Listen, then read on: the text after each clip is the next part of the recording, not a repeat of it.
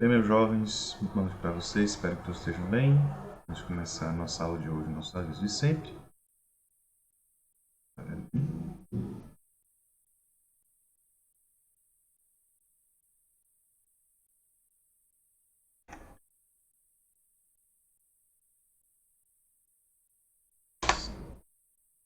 Todas as atividades síncronas e assíncronas poderão ser gravadas para utilização restrita aos fins a que se destina a disciplina de Físico-Química para farmácia, facultando a seu aluno seu direito de ser gravado e filmado mediante expressa manifestação.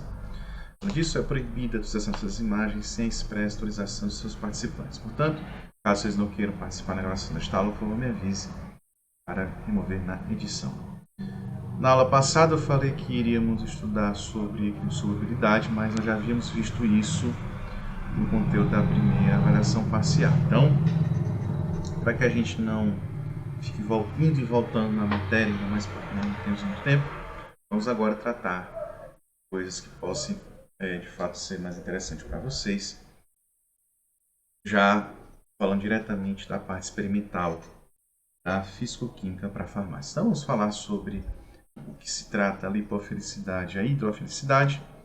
Então, nós já vimos até o momento muitas propriedades relativas à matéria. Nós vimos um pouco de termodinâmica, um pouco de cinética, nós vimos muita coisa relacionada à parte experimental, como calculamos as constâncias de equilíbrio, quais constâncias de equilíbrio que estão relacionadas com os processos que nós estamos relacionando experimentalmente. Então nós temos equilíbrio base.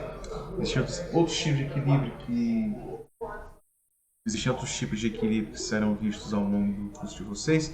Provavelmente você deve ter visto já a parte de química na área quantitativa. Então já deve lembrar que equilíbrio ácido-base é algo que pode ser que não seja tão estranho para vocês. Então, além disso, nós vimos também sobre a solubilidade. Nós vimos que existe uma relação com a temperatura.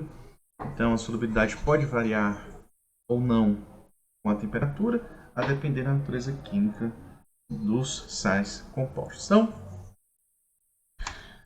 vamos falar diretamente hoje sobre um assunto que julgo importante, ainda mais importante em se tratando de farmácia, que são as propriedades lipofílicas e hidrofóbicas da matéria. Então, nós já vimos que existe algumas propriedades periódicas dentro dos elementos que permite que haja esse tipo de comportamento. Quando nós temos uma pequena diferença de eletronegatividade dos elementos, é porque nós temos aí um composto apolar. Se a diferença de eletronegatividade for alta, nós temos uma molécula, ou pelo menos uma ligação polar. Nós vamos ver daqui a pouquinho, nós vamos revisar esse conteúdo daqui a pouco. E o tema da hidrofilicidade e lipofilicidade, ela está diretamente relacionada às interações intermoleculares de natureza polar e apolar, como eu já havia comentado anteriormente. Então, em resumo, o que nós temos dentro desse tema é que semelhante interage com semelhante, quer dizer, nós temos uma substância polar que interage somente com substâncias apolares. Substâncias polares só reagem com ou interagem com substâncias polares. Então, nesse contexto, a gente pode entender o seguinte. Então, nós temos substâncias que são chamadas de hidrofílicas, quer dizer, são substâncias que têm afinidade por água. Filia, afinidade, hidros, água. Então, hidrofilia significa dizer afinidade por água. Então, são substâncias que vão interagir diretamente com a água, como é o caso do cloreto de sódio. O cloreto de sódio tem uma solvatação muito intensa dentro de água, por conta das interações intermoleculares da água com os íons em solução. Por isso que existe essa correlação entre a polaridade do cloreto de sódio com a água. Já o termo lipofílico, lipo significa gordura, filia, afinidade, então são substâncias que têm afinidade pelas gorduras, ou seja, substâncias que têm pouca interação com a água. Por exemplo, a água e o óleo. A gente já sabe que essas coisas acontecem no nosso cotidiano, quem nunca cozinhou, né? Principalmente quando vai fazer macarrão, nossas mães falam sempre para colocar uma coisinha, um fiozinho de óleo na água e a gente percebe aquela mancha de água dentro da panela. Em quantidades um pouco maiores, a gente percebe por exemplo, em navios petroleiros, né, que carregam centenas de milhares de metros cúbicos de petróleo. A gente vê quando o petróleo começa a vazar no lado do acidente, a gente percebe que existe uma camada muito fina de petróleo cobrindo a água. Aquilo lá nada mais é do que o petróleo cru, ou seja, o petróleo bruto extraído da terra. E como a sua composição ela é primordialmente composta de hidrocarbonetos, hidrocarboneto não interage com água. Então o hidrocarboneto sempre é um pouco mais leve que a água, sua densidade é menor que a água, então começa a flutuar na região sobrenadante. Mas o que causa de fato essa diferença de solubilidade nas substâncias químicas como um todo? Mais uma vez, vamos aqui relembrar alguns conceitos de química básica. Uma delas é a eletronegatividade. Então, o que é a eletronegatividade? É a capacidade que um dado elemento possui de trazer para si um elétron e adicionar na sua camada de valência. Portanto, a eletronegatividade está associada com a capacidade desse elemento em arrancar um elétron do outro. Nós temos nas tendências de eletronegatividade a eletronegatividade nas famílias, elas aumentam de baixo para cima, e nos períodos, no lado dos metais, melhor dizendo, né, nós temos a eletronegatividade crescente de baixo para cima, nas famílias da esquerda para a direita, e nos não metais, nós temos também a mesma tendência de baixo para cima. E dentro da escala de eletronegatividade que nós usamos, que é a escala de Pauling,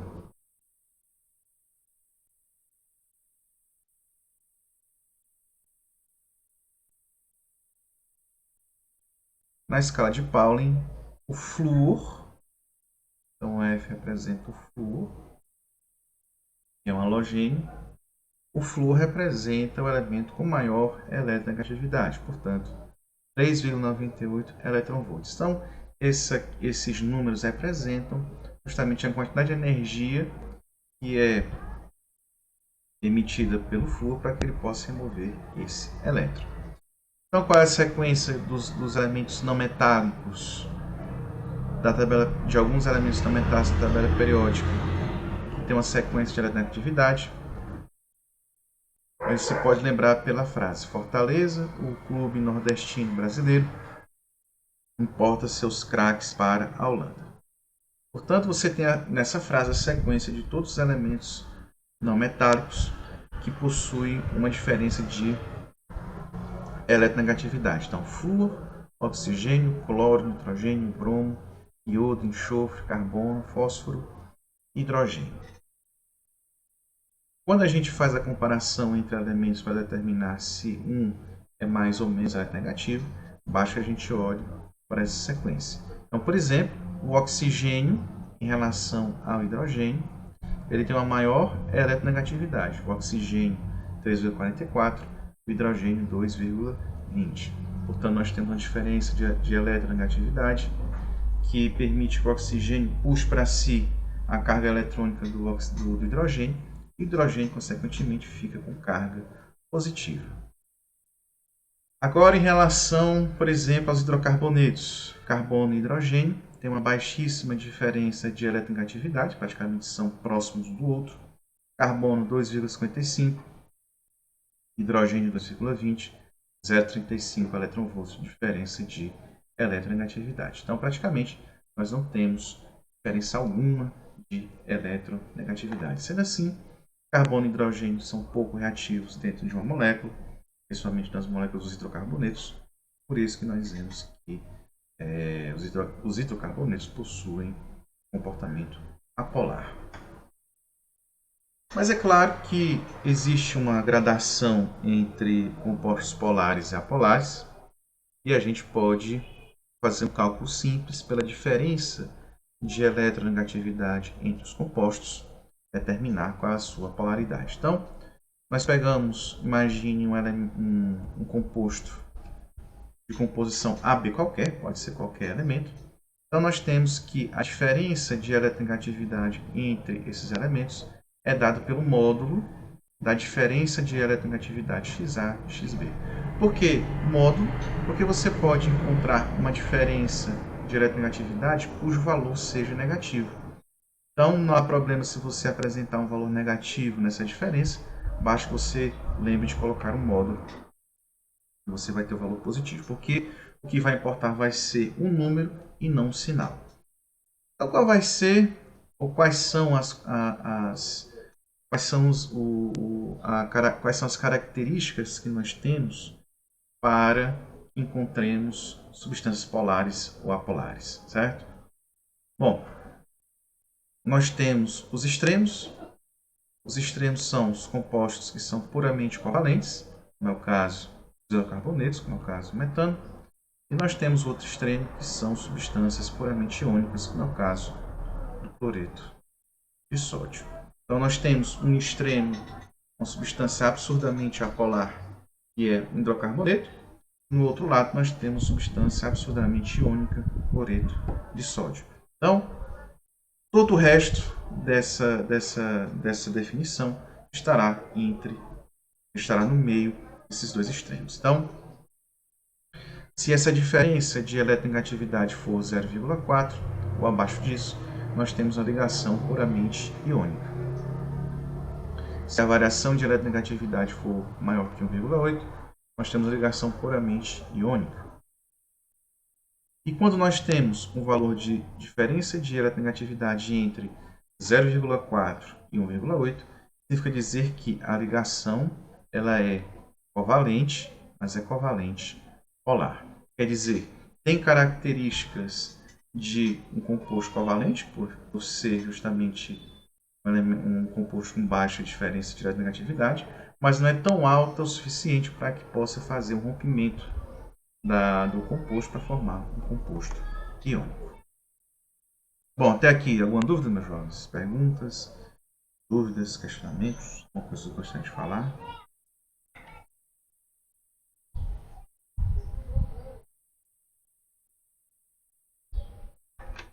Muito bem.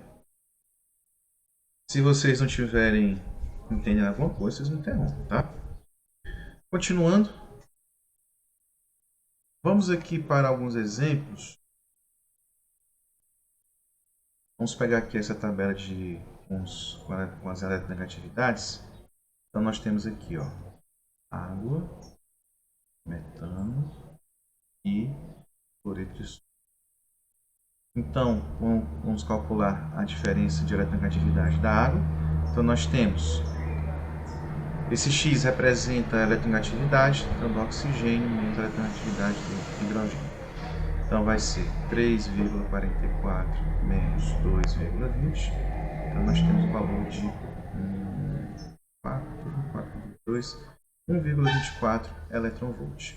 Então, percebam, é um valor acima de 0,4, mas abaixo de 1,8. Portanto, nós temos que a água ela é um composto covalente, porque ele possui não metais, mas é uma substância covalente polar. Metano, a gente calcula a diferença de eletronegatividade, vai ser entre o carbono menos o hidrogênio. Carbono 2,55 menos 2,20 vai ser igual a 0,35 eletronvolts, representando, por assim dizer, a característica polar da sua molécula. Então, deixa eu dar aqui esqueci de colocar aqui o sódio 0,93. Então, vamos aqui, ó. Vamos calcular a diferença de eletronegatividade entre o sódio e o cloro em NaCl. Então, nós temos 3,16 menos 0,93.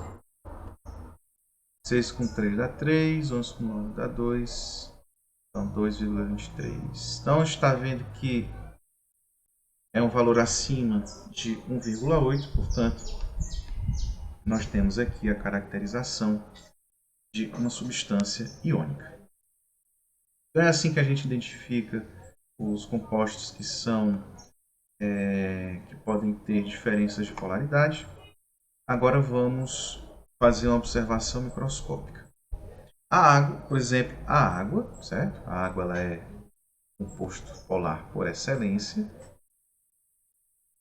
A gente já sabe que o oxigênio ele tem uma diferença de eletronegatividade em relação ao hidrogênio. E aí forma um tipo de ligação, que é justamente a ligação de hidrogênio, que é uma característica da água. Essa ligação de hidrogênio é formada justamente por conta dos dipolos formados, porque eu tenho dois polos, por isso que é dipolo, um polo positivo e um polo negativo. E aí vocês observem aí nessa ilustração do slide que nós temos as moléculas de água em contato entre si por essas ligações de hidrogênio. Portanto, o que traz as propriedades peculiares da água em relação ao seu comportamento microscópico? São justamente as ligações de hidrogênio que vocês estão vendo aí. E também a água ela possui uma ligação polar, e esse vetor, a gente pode calcular um vetor que é direcionado para cima, representando justamente que nós temos uma alta diferença de polaridade. E se a gente pudesse enxergar microscopicamente a água com essas ligações, seria mais ou menos isso daí que vocês estão vendo. Então percebam que quando a gente fala que a matéria ela não é exatamente estática, significa dizer que no nível microscópico nós temos muitas movimentações e que essas movimentações elas não são exatamente aleatórias. Então existe um ordenamento interno da matéria que permite que ele se comporte como tal. Então nós temos os sólidos como sólidos porque possuem retículo cristalino, líquidos porque possuem uma organização menor do que os sólidos, e os gases pelos mesmos motivos, porque não possuem a mesma organização interna de sólidos e líquidos. E aí nós estamos vendo claramente, isso é uma animação feita com dinâmica molecular, com algumas moléculas de água. E se a gente pudesse enxergar microscopicamente, seria algo mais ou menos assim. Então nós temos que as moléculas elas interagem lado a lado, e quando uma vai encostando na outra, vai formando uma ligação de hidrogênio, que é justamente esses pontinhos estão sendo formados entre as moléculas. Então, eu acredito que isso é uma representação, não é a melhor representação de todas, mas eu acho que dá para começar a pensar em muitas coisas interessantes, né? Muito bem. Bom, essa parte das interações intermoleculares, dessa mini revisão de química geral. Vocês têm alguma coisa para perguntar? Alguma dúvida?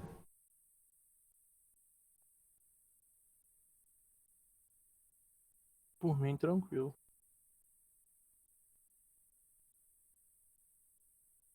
Beleza. Qualquer coisa que vocês não estiverem entendendo, interrompa, tá?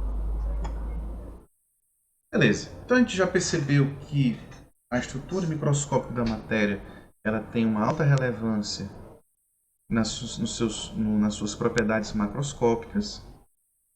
E agora vamos analisar com mais calma essa relação entre compostos polares e apolares. Então, primeiramente, vamos aqui falar sobre a solubilidade de alguns ácidos carboxílicos em água. Eu imagino que vocês tenham feito química orgânica, mas se vocês não se lembrarem, um ácido carboxílico ele é um ácido orgânico, ele tem um grupamento carboxila ligado ao grupamento hidroxila, né? Então a carboxila é o grupo carbonila mais hidroxila, por isso que é carboxila. E aí dá a característica de um ácido carboxílico. É justamente a presença desses dois grupos.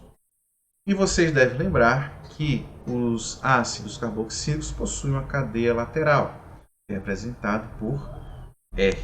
Esse R são justamente as quantidades de carbonos que nós podemos adicionar junto ao carbono da carbonila.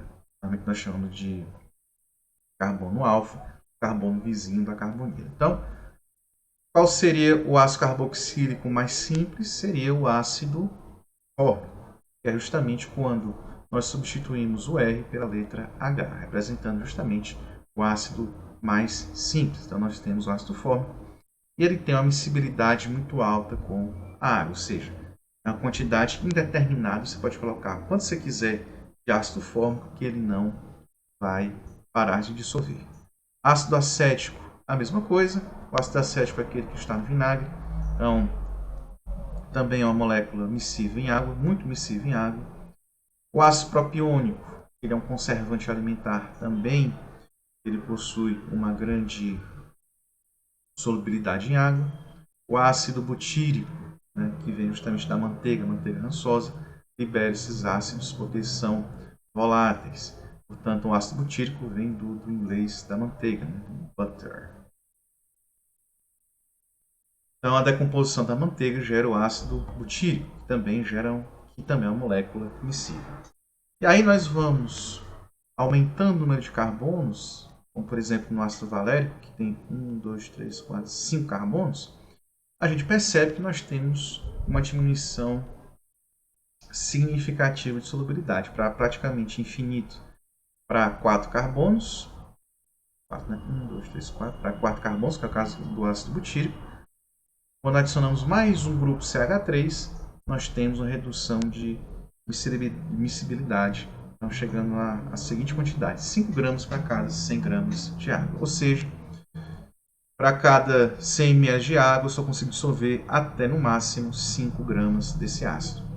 Quando a gente vai aumentando o número de grupos CH3 na molécula, começa a ficar mais engraçado. Por exemplo, o ácido capróico, que é justamente dos ácidos que saem do metabolismo dos caprinos, né, dos bodes e tudo mais, pela adição de mais um grupo CH3 no ácido carboxílico, nós temos uma diminuição de 5 vezes da solubilidade. E quando chegamos no ácido de cadeia longa, como é o caso do ácido heptanoico, nós estamos com uma solubilidade menor ainda. E assim por diante. Então nós temos, ao passo em que nós temos o aumento, como diria o Bassi, na razão direta da adição de carbonos na cadeia carbônica, nós temos uma diminuição da solubilidade dentro da água.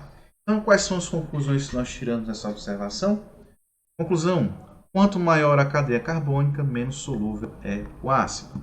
Conclusão 2. O aumento da cadeia carbônica aumenta o caráter apolar da molécula de ácido carboxílico. E vocês podem prestar bastante atenção que o grupo carboxílico é um grupo polar, porque eu tenho carbono, que ele é menos eletronegativo que o oxigênio, então ele vai formar um dipolo com o oxigênio. Apesar disso,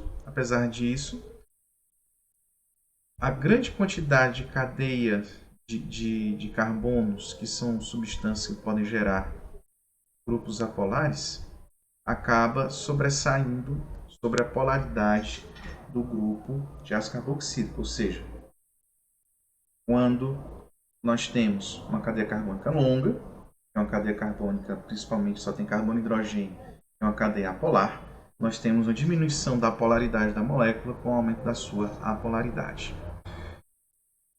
Beleza, se isso acontece, então qual será a natureza das ligações apolares? Diferentemente da água, que possui um dipolo permanente, justamente por conta da presença dos átomos que são com grande diferença de eletronegatividade, quando nós temos substâncias apolares, existem de fato dipolos, mas esses dipolos eles têm que ser induzidos. Quer dizer, da mesma maneira que fazendo um atrito, por exemplo, de um composto plástico, como por exemplo uma barrinha de plástico com papel picado, eu faço fricção com algodão ou qualquer com algodão, ou coisa do tipo, com algum tecido, eu aproximo, nós temos uma uma eletrificação, uma separação de carga estática por indução. Então, eu estou induzindo a separação de cargas nesse bastão para que eu possa atrair os papéis picados, né? Quando nós enxergamos os átomos microscopicamente, isso ocorre da mesmíssima maneira. Então, o que acontece quando nós temos uma aproximação forçada das moléculas, nós temos uma separação instantânea de carga. E é justamente essa indução de carga, que é análogo àquela indução de cargas que a gente faz nos experimentos de física no colégio. O princípio é exatamente o mesmo. Quando nós induzimos a aproximação de um para outro, existe uma separação dessas cargas. Então, naturalmente, pelo princípio da eletroneutralidade, a presença dessa separação de cargas precisa que a soma das cargas totais da molécula ou da substância seja zero. Então, vocês estão vendo aí o átomo de hélio. O hélio ele é um gás nobre e o hélio possui apenas 2 elétrons. Né? Se vocês lembrarem, a distribuição eletrônica dele é 1s2. Portanto, quando eu aproximo esses átomos de hélio, nós estamos, primeiramente, causando uma repulsão por conta das eletrosferas dos átomos, mas quando a gente vai aproximando cada vez mais esses átomos, a gente consegue formar um dipolo que ele é induzido. Ele é muito rápido de se formar, mas não dura muito tempo. Então, há muitas explicações para que isso aconteça, principalmente em termos nucleares, né? Então, existe ali um efeito que é justamente o efeito de... Não sei se é o nome do caboclo agora, mas existe um efeito de energia potencial. Ou seja, quando você está aproximando muito, existe um aumento da energia potencial que causa repulsão. Não agora mais pelos elétrons, mas porque os núcleos que têm carga positiva acabam repelindo o núcleo de outros átomos. Então esse tipo de explicação, que inclusive é uma explicação que envolve mecânica quântica e tudo mais, ela é bastante razoável do ponto de vista microscópico, certo? Muito bem. Até aqui, tudo bem? Dúvidas, perguntas, questionamentos? Tudo bem até aqui, gente?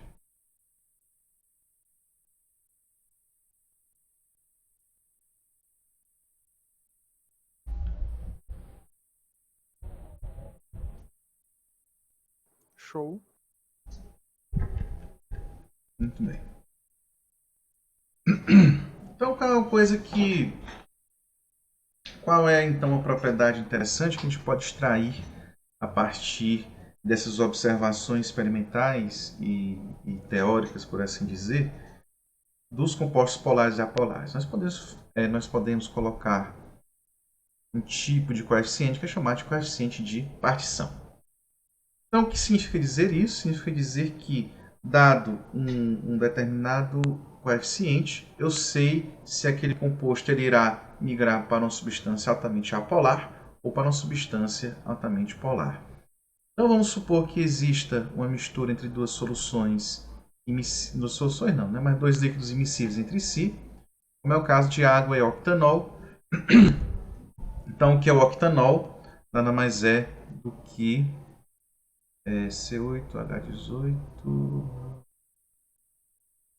NH2N 2H6 não lembro agora. Enfim, o octanol ele é um álcool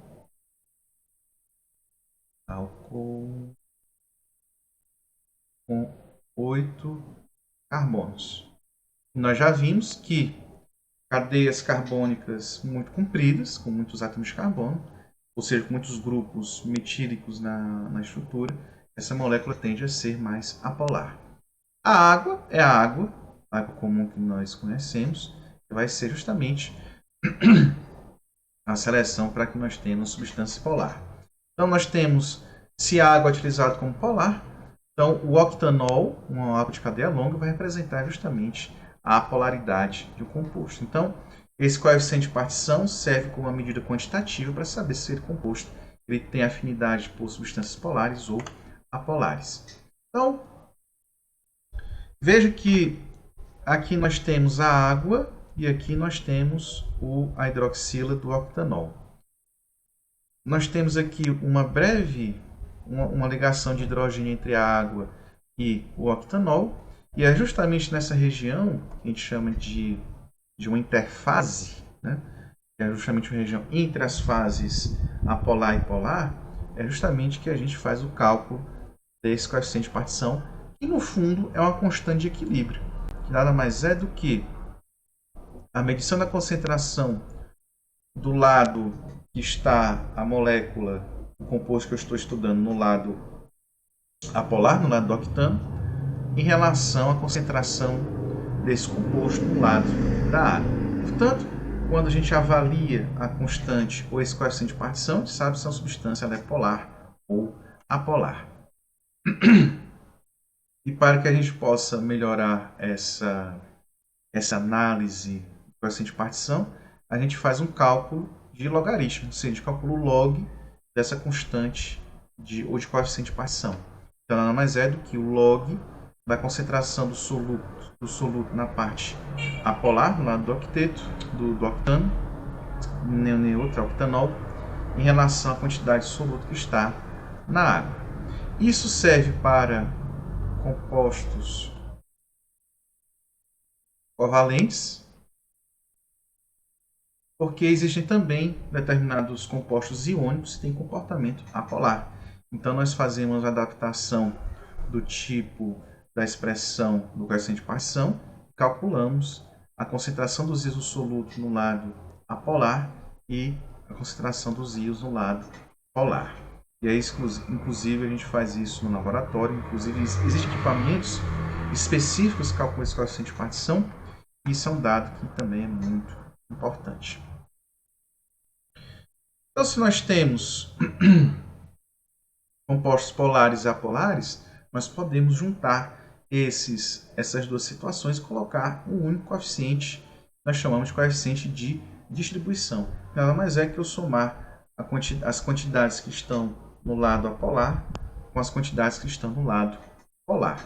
Então, como é que a gente faz a interpretação do log de D? Se o log de D for menor do que zero, significa dizer que a molécula em questão, se ela estiver ionizada ou não, vai tender a permanecer no lado hidrofílico, porque aqui nós temos que o numerador é justamente, o denominador, melhor dizendo, é a região que possui a água, então é o composto polar. Então, se é menor do que zero, significa dizer que isso aqui, né, o denominador é maior que o numerador. Então, significa dizer que o composto ele tende mais a ser um composto polar. Recíproca verdadeira, se nós temos que um log de D seja maior do que zero, significa dizer que nós temos que a molécula em questão ela tem um caráter mais hidrofóbico, ou seja, existe mais, a concentração da substância está mais localizada no lado do octanol do que no lado da água. Então é assim que você faz a leitura do coeficiente de partição, e isso é extremamente importante em se tratando de compostos químicos. Então, por exemplo, nós temos a acetamida. A acetamida é uma amida, ele possui um carbono. A gente percebe que o log de P, né, que é a distribuição particional dela, é menos 1,16, significando que ela tem uma tendência a ser polar. O ácido fórmico é a mesma coisa, 0,81. O diclorobenzeno, né, o paradiclorobenzeno, né, ele tem um log de P de 3,37, representando que ele tem uma alta afinidade por substâncias não aquosas, como gorduras, lipídios e assim por diante. E o hexametilbenzeno tem um log de P de 4,61, também identificando aqui que nós temos um composto que tem alta afinidade por compostos apolares. Para que serve isso? Para que serve isso? A nossa pele ela é composta por células que, por sua vez, possuem substâncias que fazem parte da camada bilipídica. Portanto, imagine vocês se intoxicando, que Deus o livre, de diclorobenzeno, que é uma substância altamente apolar. Então, o que acontece é que esse bicho vai penetrando na sua pele e vai atingir sua corrente sanguínea. Por isso que é importante saber essas coisas para que não somente evitar esse tipo de composto, mas também saber, por exemplo, no Ceatox, saber qual é o antídoto para reverter a intoxicação por exemplo, paradiclorobenzeno. Isso também é importante do ponto de vista experimental farmacêutico, porque é preciso saber que se a nossa pele tem propriedades polares e apolares, melhor dizendo, nosso organismo inteiro tem essas propriedades polares e apolares, então é importantíssimo que possamos fazer um ajuste no composto em questão, por exemplo, no medicamento, para que a gente possa ter o efeito que nós queremos. Então, por exemplo, a vacina da Covid acredito que seja um exemplo clássico disso, porque a vacina ela é colocada de modo que o nosso organismo possa absorvê-la dentro da corrente sanguínea, ao mesmo tempo que ela não invada outras regiões do nosso corpo. Então, por isso que nós temos esse cuidado, existe esse cuidado tão grande da indústria farmacêutica para que, pelo menos teoricamente, né, para que não haja esse tipo de problema, você sobrepor localizações que não são de interesse. Né? Então, ratificando o que eu falei, como diz um amigo meu, fortalecendo essas palavras, né? Então, pela natureza bilipídica das membranas celulares, né, é importantíssimo saber como o transporte farmacológico vai ocorrer nessas regiões.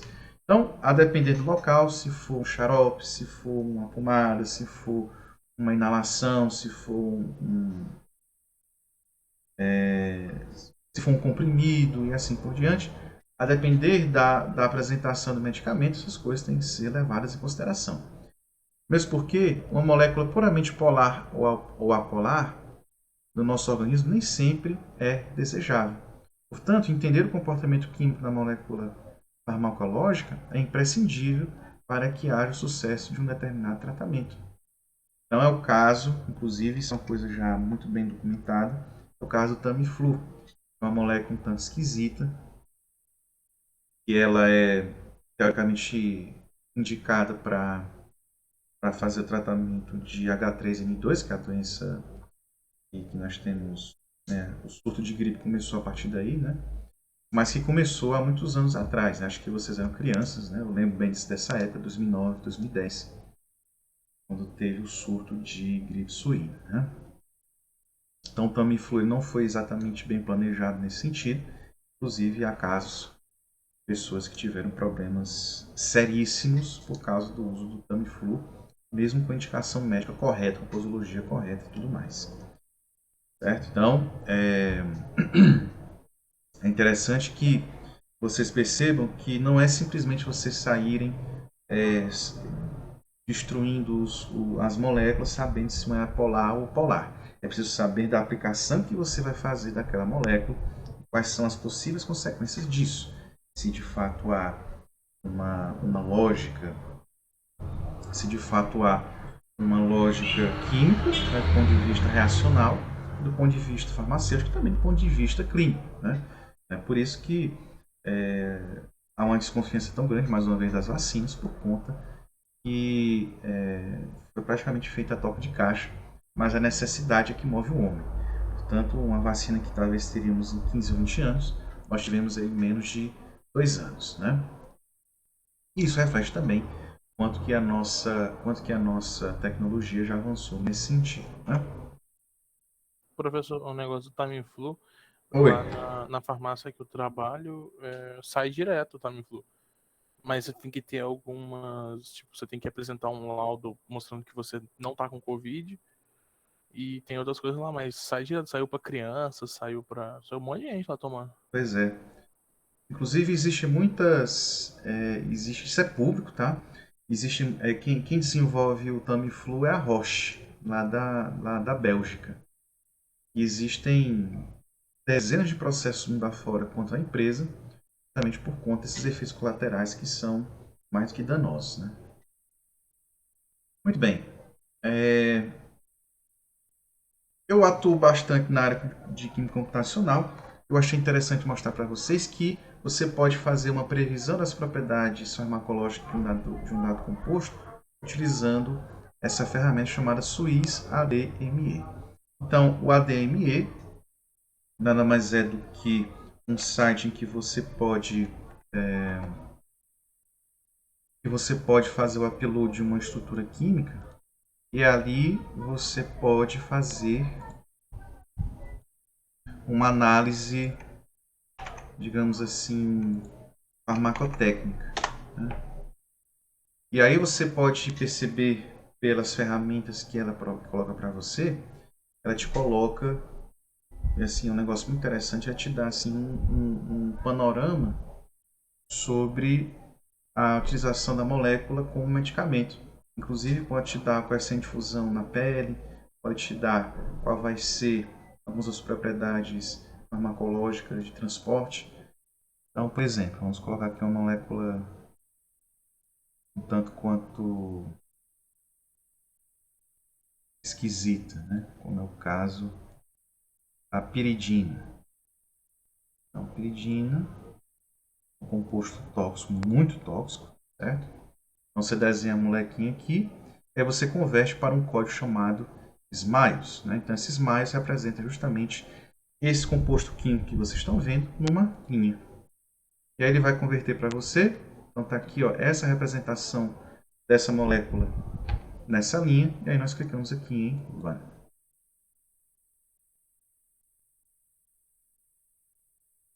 E aí, ó, dá para você muitas propriedades interessantes das propriedades físico-químicas da molécula. Então, olha só, nós temos aqui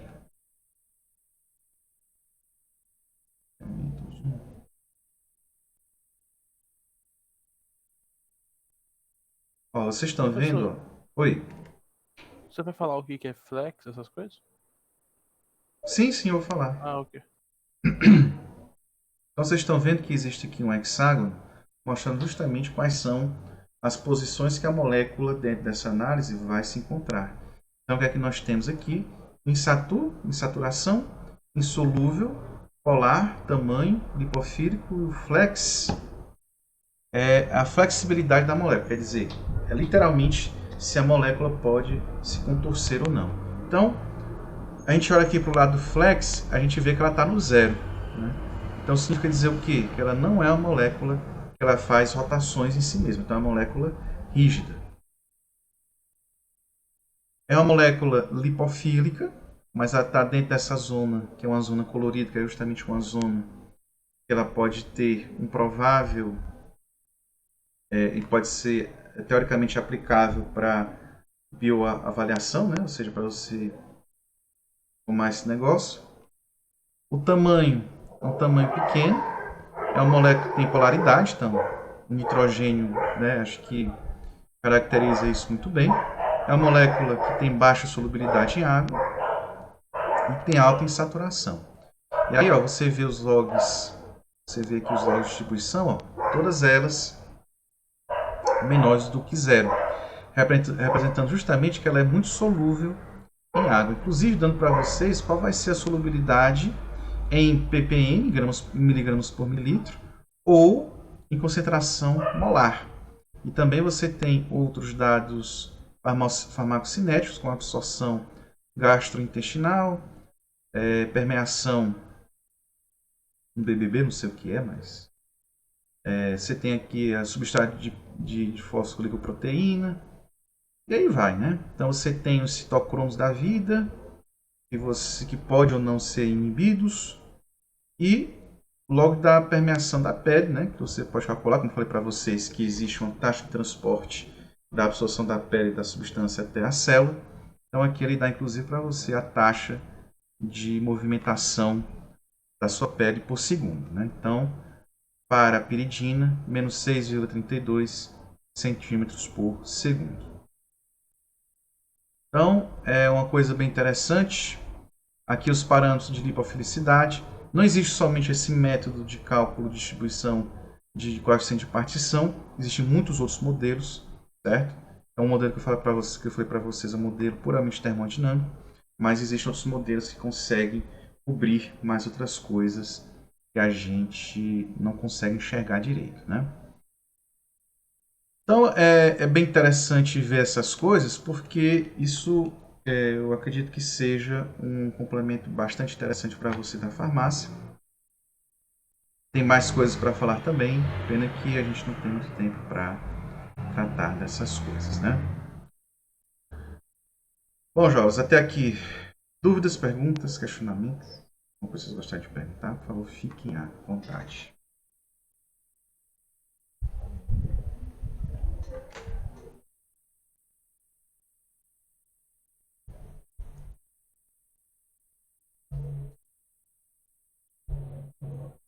Não, tá tranquilo. Beleza. Então, meus jovens, na aula que vem, nós vamos falar sobre... Nós vamos continuar o assunto de hidrofilicidade e lipofilicidade.